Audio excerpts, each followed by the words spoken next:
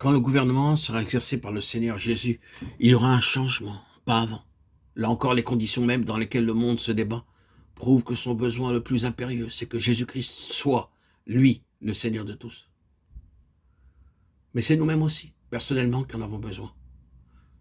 L'inconverti en a besoin. Si vous n'êtes pas sauvé, c'est cela qu'il vous faut. Que le Seigneur Jésus soit Seigneur de votre vie et dans votre vie. Vous avez besoin de lui pour vous sauver. Ce qu'il vous faut, surtout votre besoin le plus urgent, c'est qu'il exerce son autorité de Seigneur, qu'il ait la direction, que toutes les rênes de votre activité soient entre ses mains, qu'il exerce, lui, le gouvernement, et qu'il fasse ainsi venir dans votre vie son règne de paix, de puissance et de gloire. Ce qu'il nous faut, en 2 mots, c'est qu'il soit Seigneur de tout. Quant à nous qui le connaissons comme Sauveur, nous qui sommes siens, nous avons besoin de le connaître comme nous ne l'avons encore jamais connu, c'est-à-dire revêtu d'une autorité de droit et de fait sur tout ce qui nous touche. Ce qu'il faut aux croyants, c'est que le Seigneur Jésus monte effectivement sur le trône, prenne en main le gouvernement, exerce sur tous les départements de notre vie le pouvoir auquel il a droit.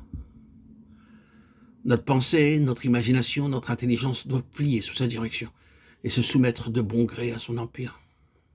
Les désirs de nos cœurs, nos affections doivent reconnaître sa souveraineté. Notre volonté, nos décisions, tout ce qui représente une détermination à prendre ou un choix à faire doivent lui être subordonnés. Il nous veut tout entier dans un état d'abandon et de soumission à son règne de sainteté pratique, de victoire, de joie, de paix. Oui, même le croyant, même celui qui est sauvé a besoin de l'avoir comme Seigneur de tout. Et si nous sommes si nombreux à souffrir d'une vie étriquée, si le rendement de notre travail, de notre service est si faible, si notre joie chrétienne est souvent si voilée, j'ai la conviction qu'il y a dans toutes ces choses un seul et même problème. Et nous trouverons la solution de ce problème que lorsque nous laisserons l'autorité absolue de Jésus-Christ s'exercer librement sur nous. C'est une chose qui transparaît plus que toutes les autres dans ces 2 chapitres des Actes, le chapitre 2 et le chapitre 10, c'est bien cela. La métamorphose de l'existence. Quand Jésus-Christ est devenu Seigneur de tout. Relisez ces passages.